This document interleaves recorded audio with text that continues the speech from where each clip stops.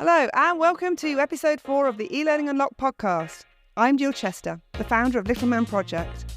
We're a bespoke development company that specialises in developing learning experiences for charities in the third sector. This podcast runs alongside our E-Learning Unlocked blended learning programme. The programme supports learning and development professionals in charities to learn how to design effective e-learning for their staff and volunteers. In this 5th episode, we're going to be exploring creativity, but more explicitly, how you can enrich and enhance your creative practice. My colleague, Compton and I are going to be talking to Susie Walker.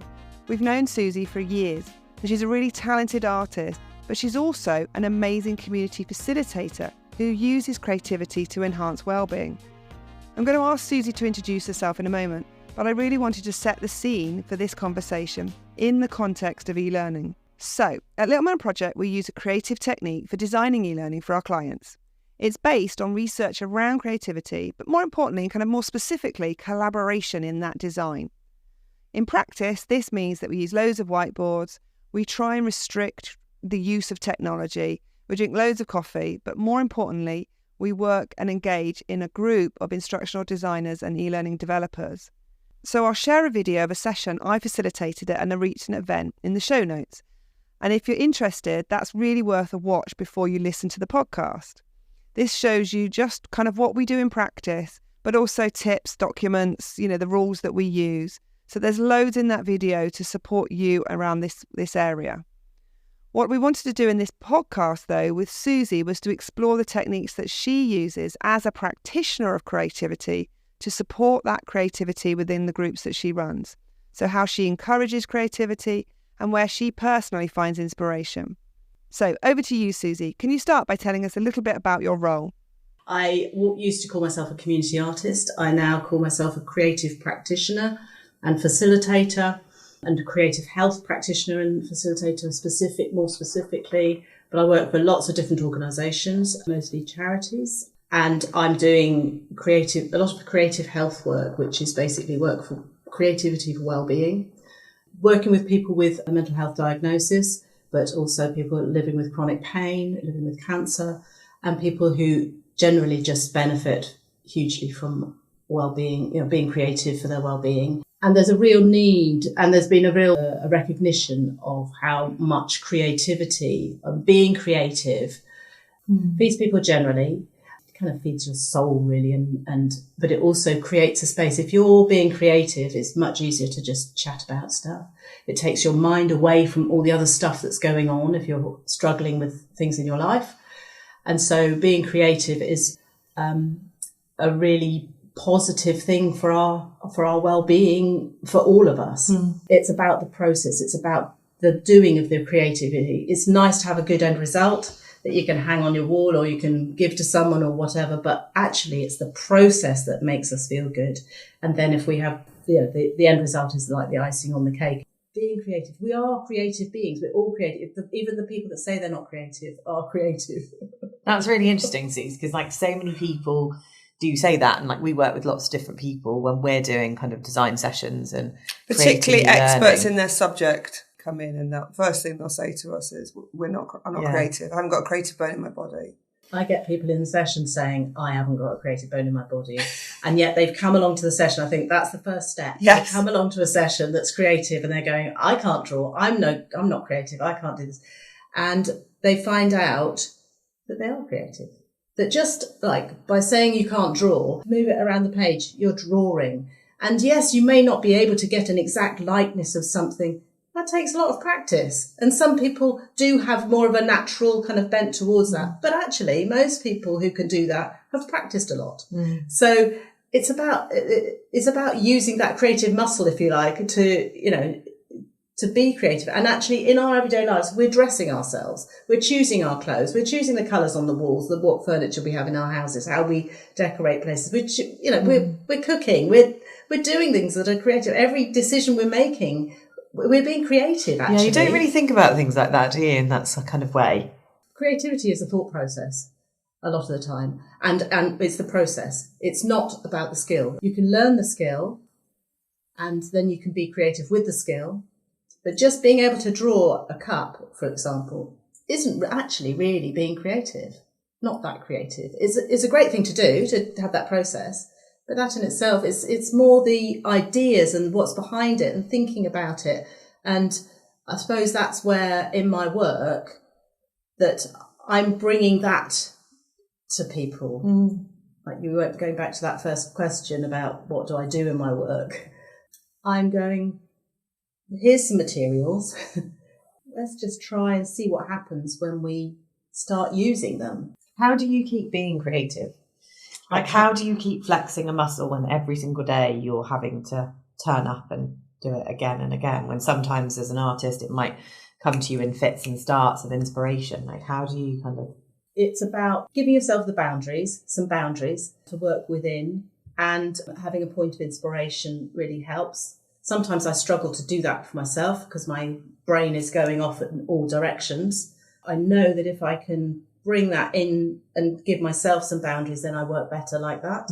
I can focus. In the work that I'm doing with other people, I will do things like suggest that they use just line, circles and dots. And and so that's their starting point. So they can just, anyone who can draw, who can put a pen to page, can draw a line and a circle and a dot. When you start doing that, you can then do 100 million different things with just lines, circles and dots. Yeah. It's ironic, isn't it? Those kind of that during a creative process, restriction can make you more creative. Yeah. Like it feels like they're kind of counterintuitive. I think we definitely find that when we're designing e-learning, because ultimately when you're coming into any project, the sky's the limit. Like there's a million different options in terms of treatments, concepts, designs, visual brand guidelines, different restrictions, which we're operating around, which definitely does help. Yeah, I mean, as you said, just with that idea, that concept of the line, the dot and the circle, there's endless possibilities in that. But if you had the triangle, the rectangle, and then that's infinitely more possibilities. And then it kind of extrapolates. So yes, the restriction is there, but the possibilities are still endless, but not double the endless by having 4 more shapes and then more shapes. But yeah, I think, as you say, in terms of what we're doing, do have quite a lot of restrictions. We're trying to meet a goal. We've got an audience in mind. We've got a brand, that might be very restrictive. I think when we've tried to create demos of nothing, it's like, well, now we've got to decide on the topic and so I think we do brought us in a little bit, but not so much that we haven't still got that fun area in the middle to play with. I'm interested about collaborative aspect of it. Do people work in isolation? Because I know part of it is about being with others, but are they working individually while with other people, or are they collaborating in what they're doing? Mostly they're working individually on individual pieces. Occasionally I encourage them to work collaboratively. For what I'm doing, it's then what do you do with that collaborative piece? Who has it at the end? Where does it go? So there is an element of that for me. But I think working collaboratively can work really well. And just this last week, where there's a colleague of mine who's putting together an exhibition of little houses to recognise refugees and displaced people and homeless people. And she had this idea to put an exhibition together of anyone who wanted to get involved making little houses. They were all so thrilled at the end of the project. And I think you're right that collaborating is a really positive benefit for people. And you get so many, everyone was kind of supporting each other with their ideas and what was going on, and just going, I really love what, look at the colours that you use. And I mean, they do that anyway, but it felt like because they were all working on exactly the same kind of thing, but with the same ends, it had a really lovely feel to it. And do you think that you get a better outcome? I don't mean so much in the well-being, but in terms of the physical output from a collaborative group, do you think that the outcome, it's like, so I like your colours, or maybe I'm going to use that, and I like the way you've done the door, so I'm going to try and bring a bit of that in. So they're kind of taking theirs, then they're learning, seeing someone else's and putting their own spin. Is that something that you see from...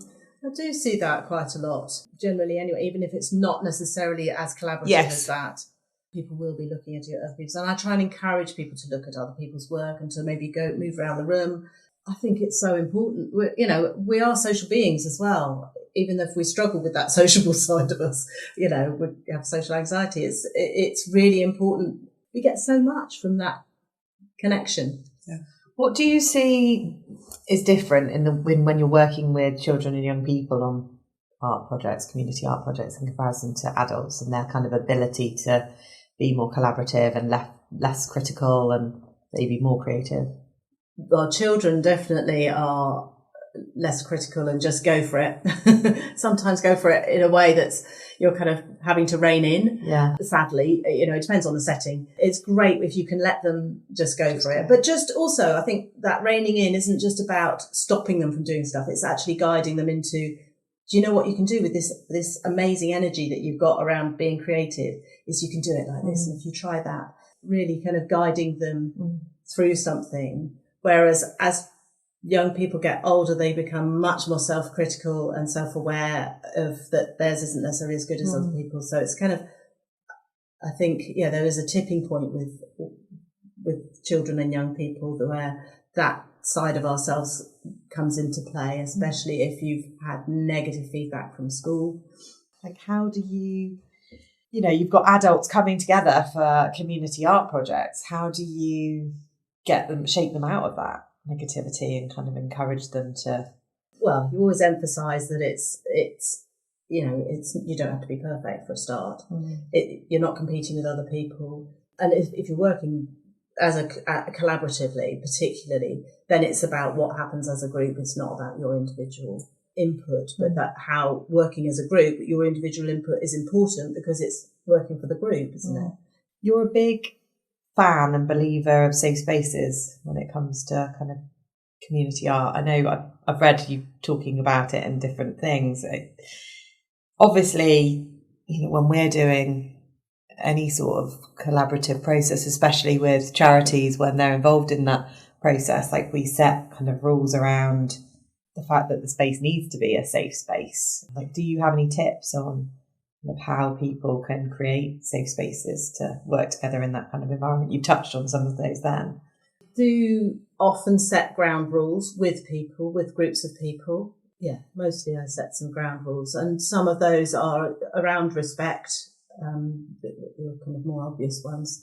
So you're really asking people to just think about how they feel in the space and project that onto how they feel that other people might be feeling in the space. So you're thinking about the anxieties that might be there, but also the diversity that's in the room. What we all make judgments about the person that's sitting in front of us and who they are and what they are and who their, what their backgrounds are. And I say to people, everyone is welcome in this space. Okay. That means whatever your viewpoint about those people that may be sitting opposite you, whatever they are, that may not be comfortable for you, that's really important. There's other things about not using the phone in the space. And give us a rundown on why that use of technology, what does affect creativity as an external input? Like what you ban phones? I don't ban phones, but what I do is I say, just if you need to use your phone to take photos of your work or need to use your phone for inspiration, like using Pinterest or something like that, that's fine. But I really appreciate you not using social media in the room, not taking calls or answering messages unless you really have to. If you have to, that's fine, because we all get doctor's appointments, doctors ringing and things like that. And you need to take those, that's fine. But just give yourself a break from that stuff. This is your time to really focus on you and not the distractions that take us away from you, take you away from you. So it's that as well. It's kind of really, this is what we're doing today. We're not looking at our phones, and occasionally people will do that. And it's a moment when I need to think, okay, what do I need to do to help them to move away? That's really interesting, isn't it? Because I think if someone is distracted in that way, often we look towards that person as, well, why are you behaving in that way? Why are you not engaging? But actually, it may be that there's breaks in the activity. Yeah. You need to think, okay, well, how can we bring everyone along? And like we do have breaks, don't we, sometimes where we can feel ideas starting to get to stagnate almost. Yeah. And we'll consciously say, okay, we either need to move on or we'll pause the session for today because actually our juice has kind of run out for that moment. Well, it may be. And that also for that person, it may be that they've just reached a point in that activity where they've come to an end of what they want to do with that. And so it's like, okay, where do we go from here? Or maybe they've run out of steam completely, and then maybe it's appropriate for them to finish the session there. That's fine. If they need to leave at that point, that's fine. So the question for me there is then, how do you re-stimulate people? If ultimately you're in that space and the session can't end because there is an end goal and you've only got a certain amount of time, like what kind of techniques or tips would you have to kind of re-stimulate a group of people? Well, I always bring more than one activity into the room. So I might have the main activity that this week we're doing, like I say, the little houses. One person finishes halfway through the session, other people take the whole session to do it. And that one person doesn't want to go on and make another little house or help someone else make it. So I have a few other activities up my sleeve. So yesterday, for example, someone had finished and I was like, okay, so what about trying this? And he was like, no, I don't want to do that. So I actually learned to do this in Japan, so maybe we can have a go at that. And I think I've got some instructions here. And, I'm just trying to feel my way with that individual as to what might work with them as well. That's another really important thing, is that what works for some people won't work for other people. And it's really important to work with not have a one size fits all, but to work with individuals on what works for them. And I think also recognizing that sometimes that don't know what to do, or that lack of inspiration for them is about lack of confidence, is about just lack of motivation. It's all that stuff that we can feel when we're, if I'm working with a lot of people who are struggling with their mental health, that kind of impacts on us creatively as well. And, if we haven't got that confidence to just go, okay, here's the materials, like, I want to try this, and can I just have a go at that? It's just kind of really gently helping those individuals who are all different and will have a different way of feeling inspired to find niche or that little kind of spark of inspiration that you can then grab hold of and run with, if you like. Because I think the thing is, like, ultimately when we're designing, there is an outcome and there is a deadline. People will be coming in feeling stressed, feeling the pressure of ultimately having to come up with an outcome within a certain time period. And you may not be feeling your most kind of creative in that moment because you're obviously bringing all that stuff in with you. You can do a little mindful activity at the beginning of something to get, to help people to de-stress initially, so they're kind of completely getting away from, well, not completely, because that's there, isn't it? But just to go, it's a bit like taking a breath, isn't it? Or doing a quick meditation or something. So you could do a mindful creative activity to start, and then before you go into the actual session. Instead of just jumping straight in. Yeah.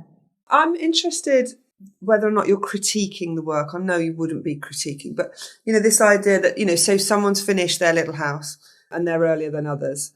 Is it because, what if it's because they've literally just done the very basics and said that's it? Is your part of your role to encourage further work, or is it to say, if that's your piece, that's your piece? I'm here to facilitate you doing the activities, not to make you a great artist. So is there a balance where you would suggest amendments that would improve the piece, or do you not feel that that's your role in what you're doing? No, that is partly my role. Good. And I wouldn't use the word improve necessarily. I would maybe just say, how do you feel about that piece? The windows, for example, that is exactly what happened yesterday, actually. He said he's finished his piece. There wasn't anything in the windows. And I was like, you could put some acetate in the windows. You could, and then someone else said, oh, I've got an idea. There was that pink acetate. What about that? That would look good with the blue. And then what about trying that? And it completely uplifted this little house, and we've changed it and for the better. And it was great, because it was actually also a bit of a collaboration between myself and someone else, and him thinking about it and then working it out. And yeah, sometimes people need just those little kind of steps, if you put in front of them, that they can then go up. And because they haven't necessarily had that thought themselves, so you kind of just little bits of encouragement. And more about questions, it sounds like, rather than giving instant feedback and saying, "Oh, I'm not sure about that idea." It's more like, how do you think you could develop it, or what do you think about this? I do think that is a snowball effect, isn't it?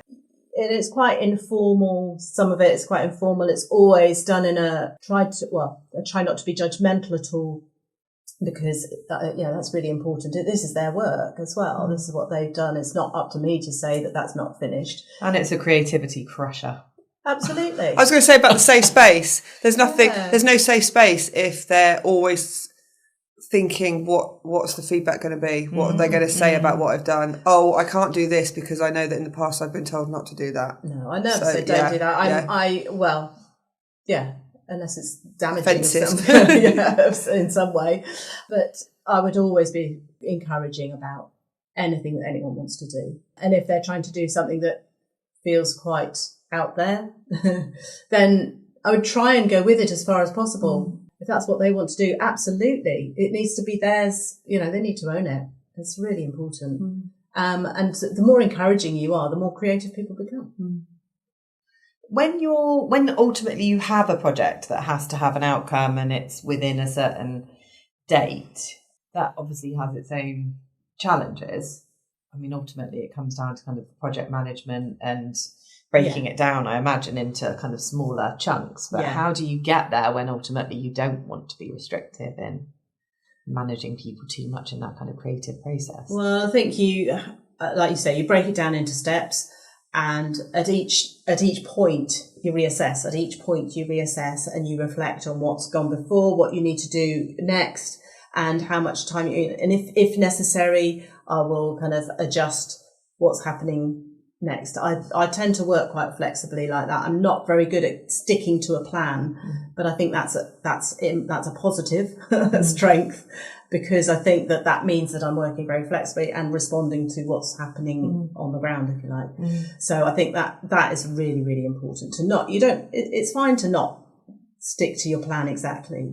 It's good to have a plan, but to not stick to it isn't a problem. It's as long as you get to an end result that works. It doesn't even have to be the same end result. It may be that in the first few stages you've kind of seen that actually that end result isn't what needs to happen. That's like really participation, isn't it? Like ultimately, if we're working with people who are the end learners and they get involved in a project, sometimes projects can be defined by people that aren't necessarily the end users and actually the learners themselves. And actually when they then become part of the process, it shifts kind of the focus and the goal and how you're going to achieve it. I would absolutely say that if you can involve the participants and the people that are using the product, that is crucial, really. And a lot of the time that doesn't happen. So often we have this fantastic idea of what we can do for a certain group of people, or what needs to happen. But actually, the people on the ground who it's going to affect go, no, that doesn't work for us. So if you're not engaging those people in the process, it's never going to work, is it? Because it doesn't feel like, for them, it doesn't feel like it's about them or it's important for them.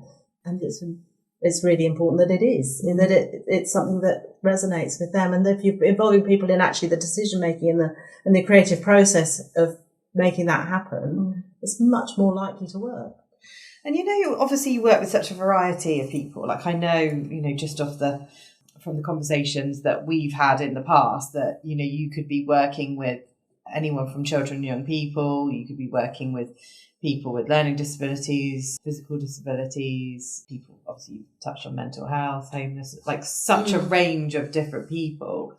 How do you adapt your facilitation of those sessions accordingly? Like, do you do research into the people you're working with and kind of their needs and how you can change or adapt your approach before you go in? Or is it just that you've got, well, as we know, over 30 years of experience in this area, so you've learned along the way? It's a mixture of everything, really. I do, like, for example, I'll do neurodiversity training just to get my head around what that really means for people, that kind of thing. I will I will research things, but it's also learning through experience. So don't always appreciate what we do learn on the way if it's not an official learning situation sometimes. And I kind of have come to realise how much I know now, and so how much I'm doing things like reading the room and really kind of trying to listen to people. I think listening is an underrated skill, you know, that kind of, and just watching how people respond in situations. I don't always get it right. That's the other thing, but not being too hard on yourself is, but learning from that, thinking about reflecting. I do a lot of reflecting. You know, I have a reflective practice. So that means I'm reflecting on every session that I'm running. What went well, what didn't go so well, and why didn't it go so well? Was it to do with how I dealt with the situation? Was it to do with something that I couldn't control? You know, there's all sorts of different factors that are involved.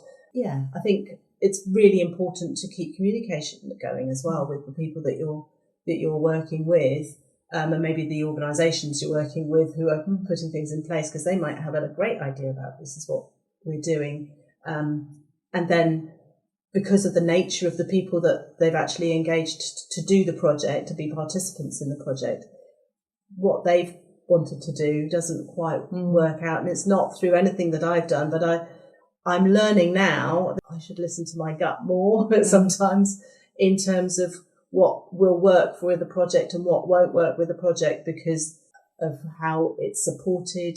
There's other factors involved.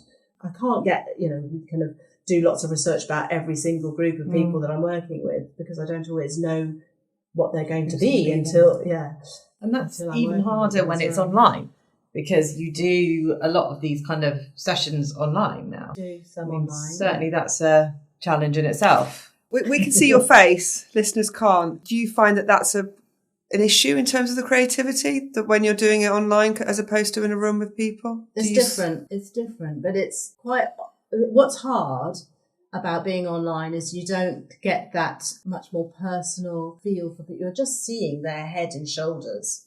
And with some people, they're not on screen either. So to really get a connection, I like to connect with people in the room. And that's quite hard to do online. And then I'll suddenly get an email from someone saying, oh, I really enjoyed that session. Or they might say in the session, this is great, I'm really enjoying it. And I'll be like, oh, I couldn't tell that from what I could see to the online sessions. And that's how I kind of judged that. But it's a different beast online. And the energy is very, very, or lack of energy. There's something about being in the room with people and going on a journey together physically that's hard, I think, when you're online. Yeah, but I think it depends on the group, because I've had some groups online where it's completely worked. There's all sorts of reasons why people can't come to a face-to-face group. Worked with people living with cancer. A group of them, the majority of them made quite a good connection through the sessions. They continued meeting online on Facebook, through Facebook rooms, which I'd set up for them.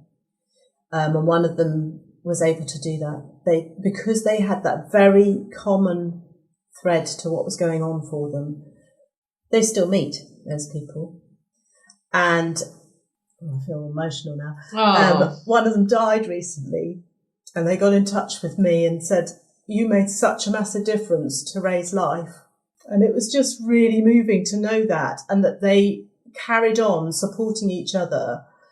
And that was like at the beginning of the pandemic. That group carried on and meet regularly online, and they meet up regularly too. But it was me going now, so I don't get started, Jen. But as soon as you were saying that, it's like you mentioned the commonality that they had, but they also the motivation. Yes, I think you have to get the right group of people. Yeah, if they're motivated to do the thing, they get past the online. Whereas when you have people who ambivalent, then it's much, much harder to bring the energy. You need the energy of the room to kind of get people to come along when they're there, and that's the only option. And they're so thrilled to be able to have access to something that they couldn't have access otherwise. Then they create their own energy anyway, don't they? I think that kind of thing. And depending on what characters you've got, people may be really enjoying what they're doing, but they're just getting on with it. You get other groups who are much more engaged with each other and can chat in the room, although it's harder to chat online when you're online, because if there's more than one person talking at once. And you're having one conversation as opposed to the way that you were describing it in the physical space. Someone might come over and say, I've seen your house and I like this and I've done this. People can talk Whereas to each other. it's harder because everybody hears you. It's more like a broadcast than a conversation. Yeah. That's why it's so important to just bring everyone, like get everyone on the same page though at the beginning of a design session or anything when you're doing something creative, especially when you've been away and not working on a project, because you might have done a design session, not completed all of it for us, and then we'll come back and do another one maybe, actually to get back on the same page. It's a bit like you were saying about the mindfulness exercise, kind of leaving the stress and anxiety at the door, but also a reminder of where we are, what our kind of aims and objectives are for this project, so that we can all go along together and have that energy and bring it through, isn't it? And then it's far more likely to be a more positive and successful session. So one of the things that I wanted to ask you about that we observe, and I'm just interested to see whether or not you have it as well, is that, if we've set aside, we try not to bound things, but, that's nature. You might say, okay, we're going to spend the next 2 hours or we're going to spend the morning doing something. What we tend to find is that the creativity is... the process, the output of what we're creating is very slow. It's very kind of plateaus and you just chug along. And then you turn a corner and you have an idea. It's not always like this, but quite often then we'll go from, if you think about the time of 2 hours, you might spend an hour not feeling like you're making any progress at all. Yeah. And then the whole thing gets designed in 10 minutes. Yeah. Is that how your experience in terms of through the... Yeah, it can be, definitely. That I'll be, when I've got a project coming up, I can spend weeks, whatever time space I've got, I can be churning it around in my head, turning it around, and I'll think, what about this, what about that, and I'll have various ideas. And then there's a suddenly a sparky point that kind of like, oh, that's what I'm going to do. Yeah, off I go. And we've really had to learn not to get hung up about that. Yeah. Really not to, because after an hour of nothing, it's really hard, you're thinking, I've got other things to be doing and I should be. Yeah. And you've just got to stick And there's with a moment of panic as well, I think, isn't there? And nothing kills creativity more than panic. I was just going to say, I can go into panic mode and I know that that's when I need to do a meditation, go for a walk, get out, just stop. And you've always been a massive researcher, like when you're doing, I think all artists are, it's just that actually if you don't know artists personally, you don't necessarily see that. You go to a gallery, you see beautiful paintings, you don't necessarily realise that like months, years have probably gone into research into that. But obviously so much goes into that. Like what do you do to kind of research, to kind of fill up your creativity cup before you're going to do a piece of work with a group of people? Well, it kind of depends really on what the project is. But if you were just going to list them, like 10 things that you would do. Go out for a walk is one of them, just to give yourself that thinking time, and walking and thinking is good. That's when things can come up. Start doodling, writing down keywords, looking at inspiration on, I might use Pinterest for inspiration. I've got loads of Pinterest boards. And what I find interesting about Pinterest is that I might look for something and think that's a great idea, but then it gets changed by the time I've kind of got it out the other side as well. So it's really good for just triggering some kind of thoughts as much as actually pinching the ideas. I will go and look at other stuff. That's really important to actually go out and look at different processes as well, I think, and look at what inspires me, kind of not just thinking, but also thinking of the group of people I might be working with. What, especially if you're working with a particular age group, then maybe there's particular things that might interest them, or that a project might be specifically around a particular idea or topic. Then I'll definitely do a lot of research around that. it's hard to do that because ultimately, you know, like we find, we were joking about it yesterday at a conference, that, you know, like when we're doing projects with children and young people, ultimately we aren't children and young people. Yeah. So when you're designing, you know, visual design and different projects for them, then the research has to be done in a different way. Well, that's where it's really important to talk to them, actually, because we can make all sorts of assumptions about what other people like, want, choose, and they can surprise us basically because we don't get it right. Yeah, and it's really important to keep that, go back to that, keep the dialogue going. A lot of the things you were thinking felt an internal thing, you know, going for the walk, thinking, I suppose writing down, that's a physical. Is there anything around that physical thing that you would do? The touching with the hands, the Pinterest it is physical because you're moving, but it's kind of a digital solution. Yeah. Is there, you know, do you play with things? You know? I would actually, you know, try out the materials. Yeah. You know, if I've got an idea, then I'll go, okay, I wonder if this will work, and I'll go and try out the materials and work out some ideas through actually physically using materials as well, definitely. Because we try not to go too far down that road before a design session, because... What road? I'm just thinking like the playing and so like sometimes like when I'm doing mood boards, for example, like I'll come up with different concepts. Yeah. So I've already gone down a road, but I need to be careful not to go too far down that road that I then already have completely formed an idea about how something is going to be. And then when I come together as a group, I'm just completely leading it, and we haven't all started at the same point in our design journey. But I do think that it's just like how much or how little. I think like for us, doing the research into the topic, research into the learners, doing the kind of visual design mood boards and bringing it together, maybe doing, I don't know, a handful of drawings or kind of a few concepts where you bring it together, but not much more than that. Otherwise it can then affect the design process. I think it is useful because it's part of that creative process, but it's finding the balance. And I think the other thing that's really important from our observations is that you don't become wedded to the solution. Because if you've spent a long time and you're really into your mood board and you've worked hard on it and it looks great and you've got a vision, and then you come to the room and people say, we can't really do that because of this, and what about this? And I don't think that works. It can be a creative blocker then because Jen's still in love with her mood board. That doesn't happen. I think you'll find them very flexible. I'm joking. But we say that about every idea. Yeah. Every idea. Once you have, you know, one of the things I've learned about our creative process, I don't know any other, but if you fall in love with an idea, it's impossible to move. You've got to learn. The muscle I've learned is to let go of the idea or park it and have that in you've got to keep your safe space. So I can't say, well, you're all wrong. I really like my idea and I'm just going to sit here and hold it while you will continue. You know, you've got to find a way to say, I still believe in my idea. I'm going to put it over to the side.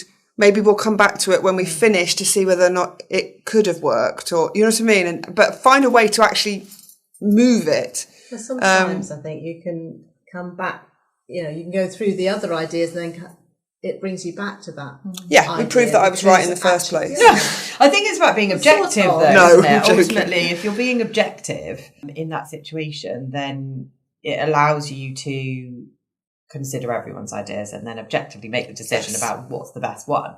Yes. Whereas if you're just too emotionally invested, then you can't make those objective decisions ultimately. But also it's partly about the way that you communicate that idea. I think sometimes we think people don't like our idea because we haven't explained it in the right way that will tick the box that they'll then come with me on my journey. So it's about, what we will find is that we'll just keep repeating it, but in different ways, because we think that if we keep saying it, somebody at one point they'll say, oh no, I get it now. Yeah, that's a brilliant idea. So sometimes in reality, that's not the case. No, no matter how many times you explain it, still wrong. Just aren't connected to it, and you do just need to move on. Flexibility is really important as well, I think, in anything, you know, because and you've got to have people on board to make it work, haven't you? Yeah, and be kind to each other along the way. I've got a random question. I was just wondering if there are any like common misconceptions that people have about creativity. I mean, we talked about kind of the classic one, like, I'm not creative. But is there anything that you come up against in terms of, when you're running creative sessions with people where people think creativity is something that then can hamper only artists are creative? Well, I think there's a lot of that. Only artists are creative, or that it's something that only a few people are allowed to be creative somehow, or are creative. And I think that a lot of the time that goes back to school. People get really negative messages at school, particularly around creativity, I think. And creativity, I think, traditionally is seen as a bit of a threat by, the authorities, by the people that run us. It's if you're thinking creatively, then you're a threat to the status quo, aren't you? And I think that feeds into things in a way that isn't very positive for most of us, rather than our creativity being nurtured and a lot of the funding for creativity now has been slashed, and that what message is that giving to people, that it's not an important thing as well? That's the other things. But actually it's really important in all of our lives. What it does is it gets people to think in a different way, and look at their environment in a different way. That's something else I've had people say to me, that I suddenly start noticing what's around me and noticing things in a different way, and thinking differently, and looking at things in my kitchen drawer that are, in a different way.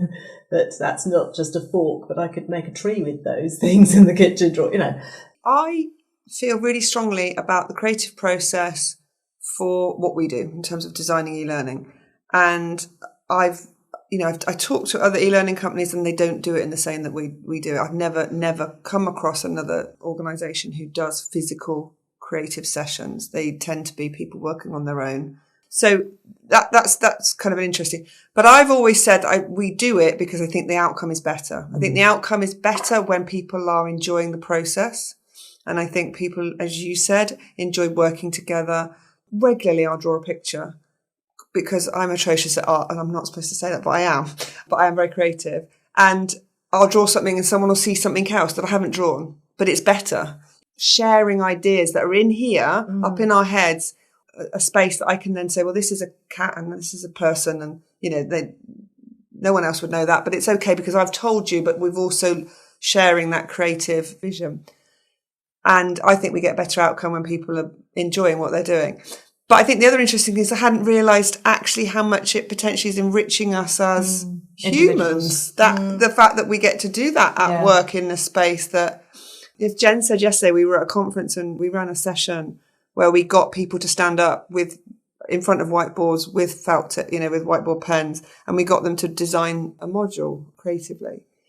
There was amazing energy. Yeah. I bet if I'd said to them, create me a fire safety module, on a piece of paper in front of you, they would have. Yeah. But they really enjoyed it. And it kind of watching people come alive, the people who are sat there looking at me like, what are you talking about? But as soon as you get them started, they come alive. We had like 30 people designing e-learning in little groups. And then it just struck me, and you've reinforced it.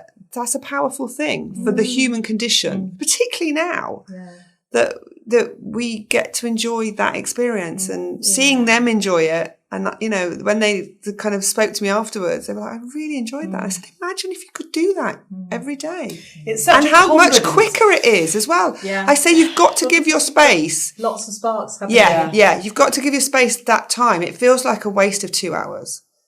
Because you could just get on with it. You could just get in the tool and start building things. I said, but when you get to that point of building, that planning, that creative process of planning will mean the creative process of creation is much, much easier, because you're not then fixing things that you hadn't thought about.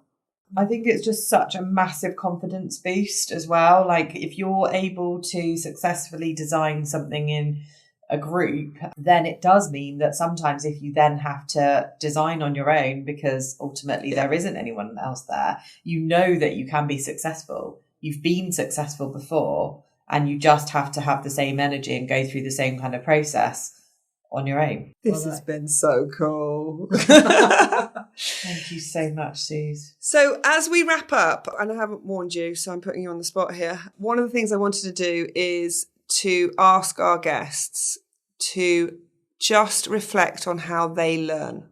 So not how you support other people to learn, but, you've talked about having to learn about neurodiversity or, this maybe a skill. What are the things that you're doing that helps you to be better on a day-to-day basis at the things you do? By doing it. That's a lot of how I learn. And being shown stuff and really trying to, I like to be shown and talk to people in the room. Cool. And just doing it and keep doing practice, it. Practice. Yeah. And being kind to yourself along the way as you... Definitely being kind to myself. Thank you very much, Suze. Thank you. Thanks for listening. As you probably noticed, we had a few issues with the audio in this interview, so apologies for that. I wanted to close by encouraging you to consider your use of creativity in your own practice. What struck me in this conversation was that we use collaborative design sessions as we believe they get the best results for our clients. We've always known that they've been enjoyable, but we've never considered the positive impact that these creative practices might have on our own mental health. So if you weren't really convinced by the benefits of this process, maybe that particular takeaway will encourage you to have a go.